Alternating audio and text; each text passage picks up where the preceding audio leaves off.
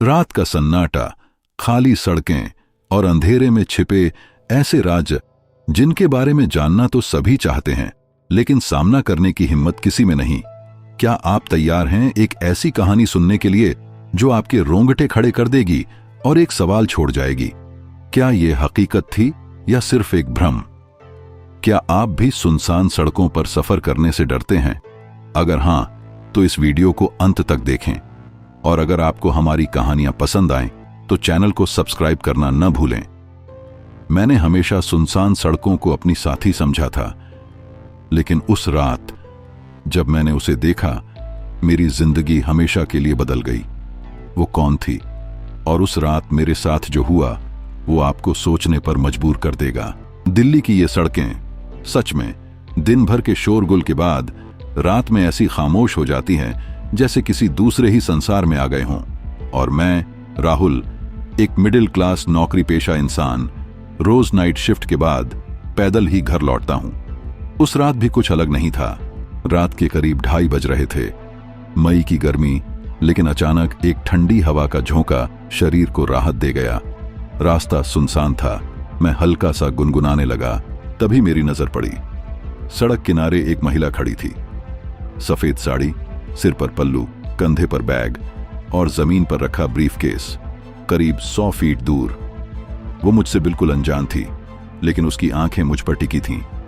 जैसे ही मैं करीब पहुंचा, उसकी मुस्कान ने मुझे थोड़ा अजीब महसूस करवाया। उसने मेरी ओर ऐसे देखा जैसे मुझसे कुछ कहना चाहती हो, पर मैं घबरा कर तेजी से आगे बढ़ गया। जैसे ही मैं दूसरी सड़क पर मुड़ा, पीछे पलटकर नहीं देखा, लेकिन दिल में अजीब सा डर घर कर गया था।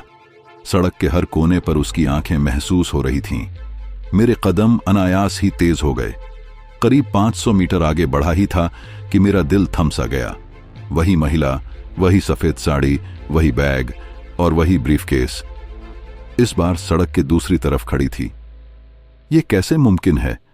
मैंने खुद से सवाल किया। न कोई गाड़ी गई, न उसने दौड़कर मुझे क्रॉस किया। फिर वो यहां कैसे पहुंची? मेरे हाथ पैर ठंडे पड़ गए।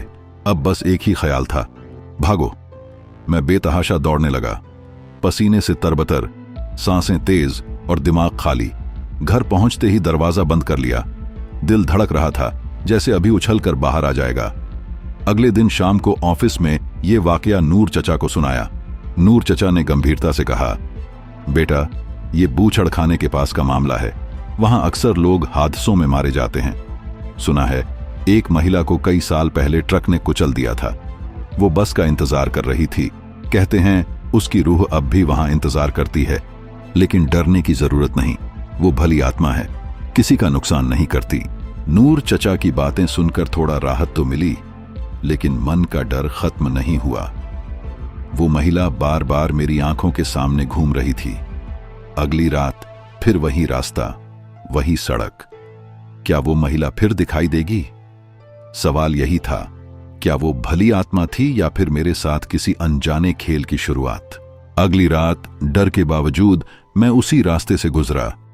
मन में ख्याल था कि वो महिला फिर न दिखे, लेकिन जैसे ही मैं बूचड़ खाने वाले हिस्से के करीब पहुंचा, दिल की धड़कनें तेज हो गईं। दूर कहीं एक फेंट सी साया सी हलचल दिखी। मैंने हिम्मत जुटाकर आगे बढ़ने का फैसला किया। जैसे ही मैं उस जगह पहुंचा जहां वो पहली बार दिखी थी, अचानक चारों तरफ अजीब सा सन्नाटा छा गया। हवा भी रुक गई थी। तभी पीछे से किसी ने मेरे कंधे पर हाथ रखा। मैंने डरते डरते पीछे मुड़कर देखा। वही महिला खड़ी थी। उसकी आंखों में गहरी उदासी थी। उसने धीमे स्वर में कहा, डरो मत, मुझे मदद चाहिए। मदद? कैसी मदद? मैं कांपते हुए बोला। उसने बताया कि वो किसी से मिलने के लिए निकली थी, लेकिन ट्रक ने उसे कुचल दिया। अब तक उसकी आत्मा इस दुनिया में फंसी हुई है, क्योंकि वो अपने परिवार को आखिरी संदेश नहीं दे पाई। उसने मुझसे विनती की कि मैं उसके घर वालों तक उसका संदेश पहुंचा दूं। मैंने हिम्मत करके उसका पता पूछा। उसने जो भी बताया मैंने नोट कर लिया। अगले दिन छुट्टी लेकर मैं उस पते पर गया। वहां पहुंचकर जो पता चला, उसने मेरे पैरों तले जमीन खिसका दी। वो महिला जिस परिवार की बात कर रही थी, वो परिवार कई साल पहले ही घर छोड़ चुका था। लेकिन पड़ोसियों ने बताया कि उस महिला का पति और बेटा आज भी उसी रास्ते से गुजरने वालों को डराने की कहानियां सुनाते हैं। शाम को मैं दोबारा उसी रास्ते से गुजरा। इस बार मुझे नूर चचा के शब्द याद आए। मेरे मन में सवाल उठा, क्या वो महिला सच में आत्मा थी या मेरे साथ कोई चाल चली जा रही थी? तभी अचानक सड़क के किनारे एक गाड़ी रुकी और उसमें से 2 आदमी उतरे। उनमें से एक ने मुझसे कहा, तुम काफी बहादुर हो जो इतनी रात को यहां आते हो, लेकिन यहां भटकने वालों को संभल कर रहना चाहिए। उनकी आंखों में एक अजीब चमक थी। मैंने कुछ भी कहने की बजाय तुरंत रास्ता बदला। अब मुझे यकीन हो गया था कि ये महिला की आत्मा और बूचड़खाने का डर सिर्फ एक भ्रम नहीं था, इसके पीछे कोई और बड़ी साजिश छिपी है। मैंने तय किया कि उस रास्ते पर कभी न जाऊंगा, लेकिन मन में हमेशा यही सवाल रहेगा, क्या वो महिला सच में मदद चाहती थी या फिर मैं किसी अजीब खेल का हिस्सा बन गया था? अगली रात मैं उस रास्ते पर फिर नहीं जाना चाहता था, लेकिन दिमाग में अजीब सा खिंचाव था। ऐसा लग रहा था जैसे कोई मुझे खींच रहा हो। मजबूरी में उसी रास्ते पर कदम रखे। चारों तरफ वही सन्नाटा और गहरा अंधेरा था। इस बार उस महिला के बजाय सड़क के दूसरी ओर एक ट्रक खड़ा दिखाई दिया। उसके पास ही 2 लोग खड़े थे, वही लोग जो कल मिले थे। मैं उन्हें पहचान गया। डरते हुए पास गया और छिपकर उनकी बातें सुनने लगा। उनकी बातें सुनकर मेरे पैरों तले जमीन खिसक गई। वो लोग ट्रक ड्राइवर और उसके साथी थे, जिन्होंने कई साल पहले उस महिला को कुचलकर मार डाला था। तब से वो डरावनी आत्मा की कहानी फैलाकर उस सड़क पर लोगों को फंसाते थे। सुनसान रातों में जब कोई अकेला इंसान वहां से गुजरता तो वो उसे लूटकर मार डालते। मुझे एहसास हुआ कि कल उन्होंने मुझे क्यों टोका था। अब मैं उनके निशाने पर था। तभी उनमें से एक ने कहा, इस लड़के को आज नहीं छोड़ेंगे। जैसे ही वो लोग मेरी तरफ बढ़े, सड़क के दूसरी ओर अचानक सफेद साड़ी वाली महिला प्रकट हुई। इस बार उसकी आंखों में पहले से ज्यादा गुस्सा था। वो सीधा उन आदमियों की ओर बढ़ी। ट्रक ड्राइवर और उसका साथी कांपने लगे। उन्होंने डर के मारे वहीं ट्रक में कूदकर भागने की कोशिश की, लेकिन ट्रक स्टार्ट नहीं हुआ। महिला ने एक जोरदार चीख मारी और ट्रक का शीशा चटक गया।